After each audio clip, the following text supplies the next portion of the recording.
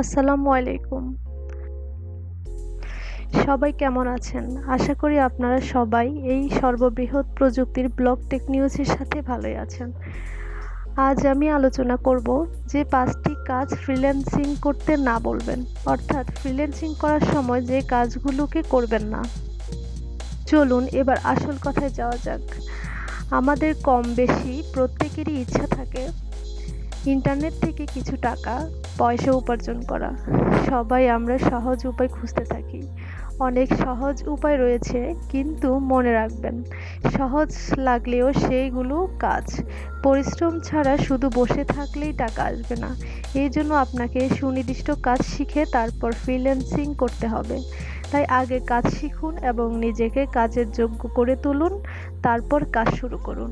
সাফল্য সুনিশ্চিত আসবেই। কিছু কাজ বা চিন্তা থাকে যেগুলো ফ্রিল্যান্সারদের জন্য খুবই বিপজ্জনক। চলুন দেখি কাজগুলো কি কি। 1 নাম্বার, 1 থেকে 2 মাসেই বড়লোক হওয়ার স্বপ্ন।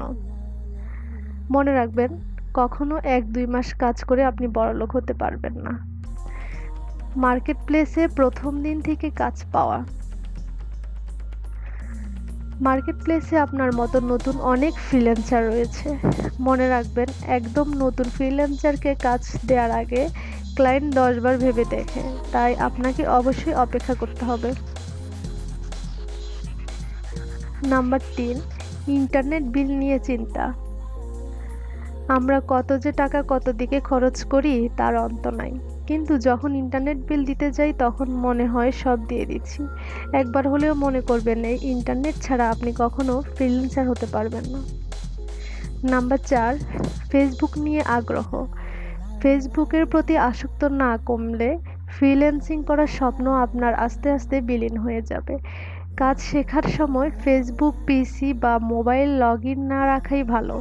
এতে সময় চিন্তা দুটি কম লাগবে। 5 নাম্বার, কাজ শেখা থেকে টাকার ইনকামের প্রতি লক্ষ্য। কাজ কম টাকা বেশি, এই ধারণা আমাদের প্রত্যেকেরই আছে, কিন্তু মনে রাখবেন, আগে কাজ শেখা, তারপর টাকা উপার্জন। এরপরে চিন্তা করুন কম কাজ করে আপনার কত টাকা হবে। মনে রাখবেন, কম কিংবা বেশি কাজ আপনাকে করতেই হবে। এজন্য আগে কাজ শিখুন, কাজ শিখলে টাকা উপার্জন হবেই।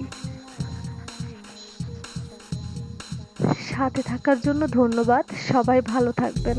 আপনাদের ফ্রিল্যান্সিং এর সাফল্য কামনায় আজ এ পর্যন্তই। সবাইকে ধন্যবাদ।